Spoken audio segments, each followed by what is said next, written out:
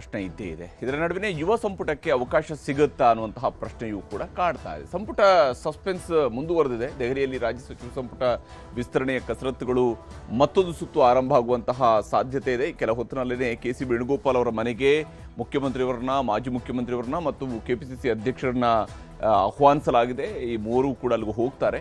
KC. Venugopal ಮನೆಯಲ್ಲಿ list final ಬಗ್ಗೆ ಮೊದಲ ಸುತ್ತಿನ ಚರ್ಚೆ ನಡೆಸುವಂತಹ ಸಾಧ್ಯತೆ ಇದ್ದು, ಹೈಕಮಾಂಡ್ ಜೊತೆಗಿನ ಸಭೆ ಯಾವಾಗ ಅನ್ನೋದ್ರ ಬಗ್ಗೆ ಕೂಡ ಅಲ್ಲಿ ಚರ್ಚೆ ಆಗಬಹುದು. ಕೆ.ಸಿ.ವಿ ಮನೆಯ ಸಭೆಯ ನಂತರ ಹೈಕಮಾಂಡ್ ಮೀಟಿಂಗ್ಗೆ ಮುಹೂರ್ತ ಫಿಕ್ಸ್ ಆಗುವಂತಹ ಸಾಧ್ಯತೆ ಇದೆ.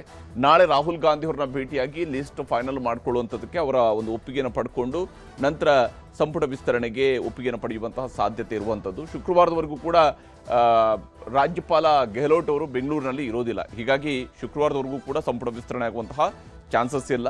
ಏನಿದ್ರು ಶನಿವಾರ ಅಥವಾ ಶುಕ್ರವಾರ ಮಧ್ಯಾಹ್ನದ ನಂತರ ಅಥವಾ ಶನಿವಾರ ಸಂಪುಟ ವಿಸ್ತರಣೆಗೆ ಮುಹೂರ್ತ ಫಿಕ್ಸ್ ಆಗುವಂತಹ ಸಾಧ್ಯತೆ ಇದೆ.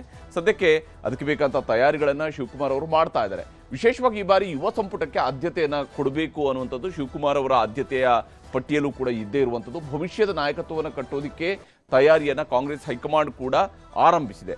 ಮತ್ತು ಇದರಲ್ಲಿ 1 ರಿಂದ 2 ಬಾರಿ ಗೆದ್ದಿರತಕ್ಕಂತಹ ಶಾಸಕರಲ್ಲಿನೇ ಕನಿಷ್ಠ 3 ರಿಂದ 4 ಶಾಸಕರಿಗೆ ಮಂತ್ರಿಗಿರಿ ಸಿಗುವಂತಹ ಸಾಧ್ಯತೆಗಳು ಗೋಚರಿಸ್ತಾ ಇದ್ದಾವೆ.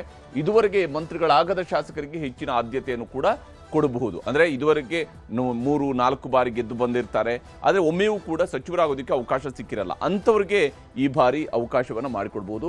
ಹಿರಿಯ ಮತ್ತು ಕಿರಿಯರ ಸಮ್ಮಿಶ್ರಣದಲ್ಲಿ ಸಂಪುಟ ವಿಸ್ತರಣೆಯ ಲೆಕ್ಕಾಚಾರ ಸದ್ಯಕ್ಕೆ ಕಾಂಗ್ರೆಸ್ ಹೈಕಮಾಂಡ್ ಮಟ್ಟದಲ್ಲೂ ಕೂಡ ಸಾಗ್ತಾ ಇರುವಂಥದ್ದು.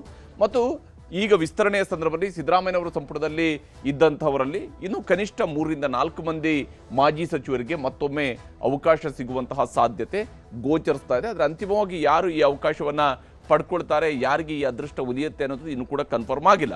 ಆದರೆ ಯುವಕರಿಗೆ ಹೆಚ್ಚಿನ ಆದ್ಯತೆಯನ್ನು ಕೊಡಬೇಕು ಅನ್ನುವಂಥದ್ದು ಮಾತ್ರ ಕಾಂಗ್ರೆಸ್ನಲ್ಲಿ ದಟ್ಟವಾಗಿ ಚರ್ಚೆ ಆಗ್ತಾ ಇದೆ. ಆದರೆ ಅದು ಚರ್ಚೆಗೆ ಮಾತ್ರ ಸೀಮಿತ ಆಗುತ್ತಾ ಅಥವಾ ಅದು ಕಾರ್ಯರೂಪಕ್ಕೂ ಬರುತ್ತಾ ಅನ್ನೋದನ್ನು ನೋಡಬೇಕಾಗಿದೆ.